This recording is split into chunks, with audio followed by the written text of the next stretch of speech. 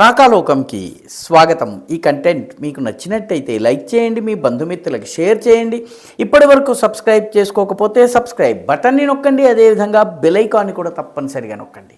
జై హింద్ మిత్రులారా. భారతదేశపు ఆర్మీ, ఇండియన్ ఆర్మీ ఇప్పుడు కాలభైరవ మంత్రం పఠిస్తోంది. కాలభైరవ మంత్రం అంటే ఇప్పుడు మన ఆర్మీ భైరవ్ బెటాలియన్స్ని తయారు చేస్తోంది.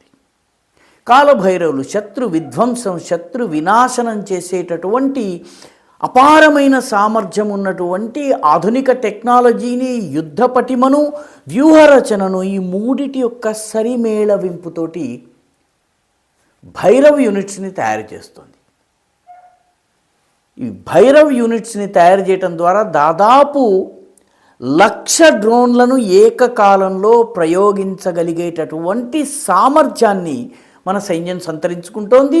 డ్రోన్లు సమకూర్చుకోవడంతో పాటు డ్రోన్లను ఆపరేట్ చేయగలిగేటటువంటి 1,00,000 మంది సైనికులకు శిక్షణనిచ్చేటటువంటి పని చేస్తోంది. ఈ మొత్తము ఈ భైరవ్ ఏదైతే ఉందో దీనికి 25 బెటాలియన్లను తయారు చేసుకుని యూనిట్లను తయారు చేయడం జరుగుతోంది.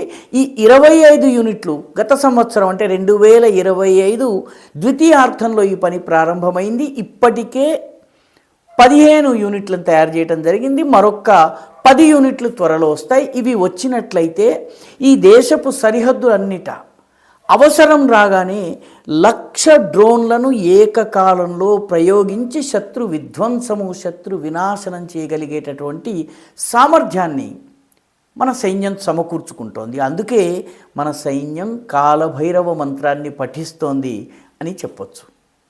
మన సైన్యం ప్రస్తుతం formula TTP, Tehreek Taliban Pakistan కాదు. టీటీపీ అంటే టీ ఫర్ టాక్టిక్స్, వ్యూహాలు. అద్భుతమైనటువంటి వ్యూహరచన, యుద్ధంలో ఆ సమయానికి కావలసినటువంటి, ఆ ఏరియాకి కావలసినటువంటి, అక్కడ ఉన్నటువంటి సవాలుకు తగినటువంటి తక్షణ వ్యూహరచన టాక్టిక్స్. రెండవది టెక్నిక్స్. రెండవ టీ టెక్నిక్స్, కొత్త టెక్నాలజీని, కొత్త టెక్నిక్లను ఉపయోగించి శత్రువు దిమ్మెరపోయేలాగా చేయటము. ఆపరేషన్ సింధూర్లో ఇది చాలా విజయవంతంగా చేసి చూపించాం. మూడవది ప్రొసీజర్స్ అంటే పద్ధతులు, ప్రక్రియలు. ఈ మూడిట్లలో కూడాను ఇన్నోవేషన్ని తీసుకొస్తున్నారు, ఆధునికీకరణం తీసుకొస్తున్నారు, వినూత్నీకరణం తీసుకొస్తున్నారు. దీని ద్వారా మన మామూలు ఇన్ఫాంట్రీ ఏదైతే ఉందో, అంటే మన కాల్బలం ఏదైతే ఉందో, ఆ కాల్బలానికి అత్యంత సుశిక్షితులైనటువంటి ఎలీట్ పారా స్పెషల్ ఫోర్సెస్ ఏవైతే ఉన్నాయో, ప్రత్యేక దళాలు, ప్రత్యేక ఆపరేషన్స్ కోసము వినియోగించేటటువంటి దళాలు, ఈ రెండిటి మధ్య ఉన్నటువంటి టెక్నాలజీ గ్యాప్ని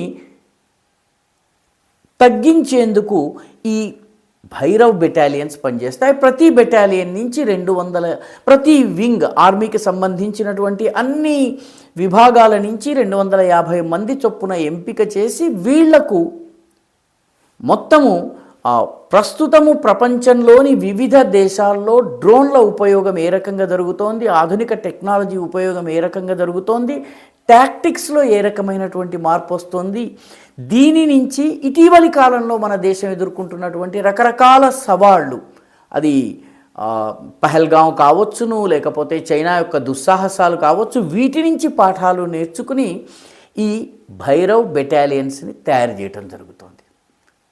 ఈ భైరవ్ బెటాలియన్స్కి దాదాపు 5 నెలల పాటు శిక్షణ ఇవ్వడం జరిగింది.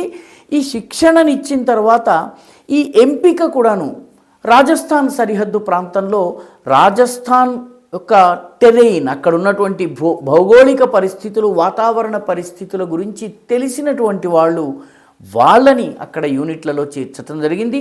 రాన్ ఆఫ్ కచ్ ప్రాంతం ఉంది. రాన్ ఆఫ్ కచ్ ప్రాంతంలో 6 నెలలు బురద నీరు ఉంటుంది, 6 నెలలు సముద్రపు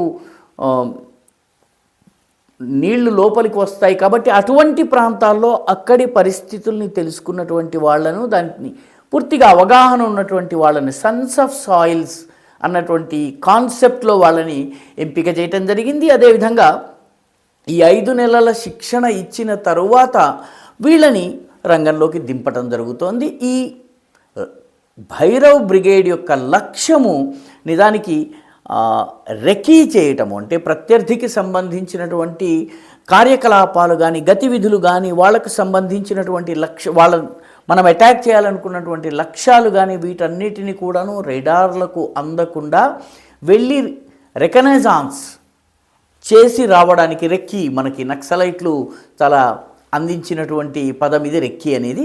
ఈ రెక్కీ కోసం ఉపయోగించవచ్చును. అదేవిధంగా డిస్రప్షన్ మిషన్స్ అంటే శత్రువుకి సంబంధించినటువంటి కార్యకలాపాలని విధ్వంసం చేసేందుకు, శత్రువు యొక్క వ్యూహాల్ని ముందస్తుగానే దెబ్బ కొట్టేందుకు డిస్రప్షన్ మిషన్స్. మూడవది క్రాస్ బార్డర్ ఆపరేషన్స్ అంటే మన సరిహద్దుకు అటువైపు వెళ్ళి వేగవంతంగా ర్యాపిడ్ క్రాస్ బార్డర్ ఆపరేషన్స్ నిర్వహించడానికి కావలసినటువంటి సామర్థ్యాన్ని మన సైన్యానికి అందజేసేందుకు మారుతున్నటువంటి యుద్ధ పరిస్థితులు.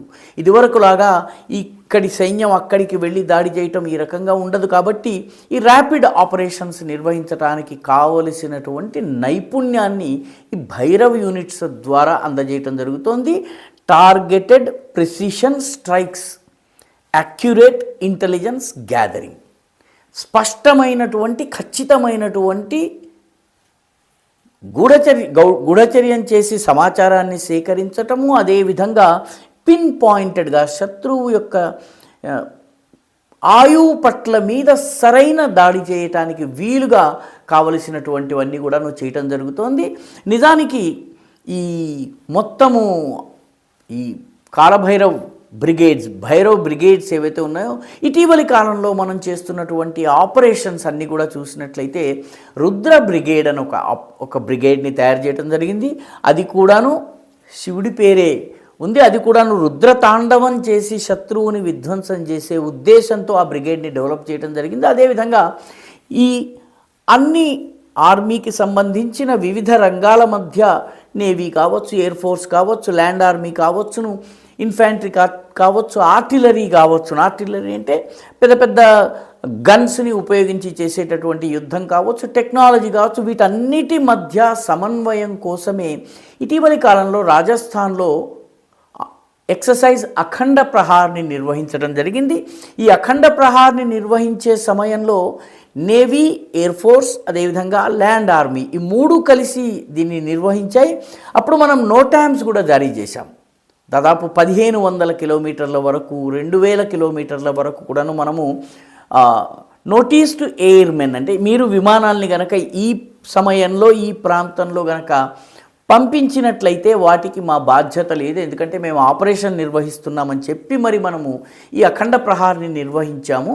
మొత్తం మీద భారత సైన్యము గతంలో లాగా కాకుండా ప్రళయకాల రుద్రుడిలాగా ప్రత్యర్థి మీద పడి ప్రచండ వేగంతో దెబ్బతీసేటటువంటి సామర్థ్యాన్ని పొందేందుకు ఇప్పుడు ఈ భైరవ్ బెటాలియన్స్ తయారవుతున్నాయి.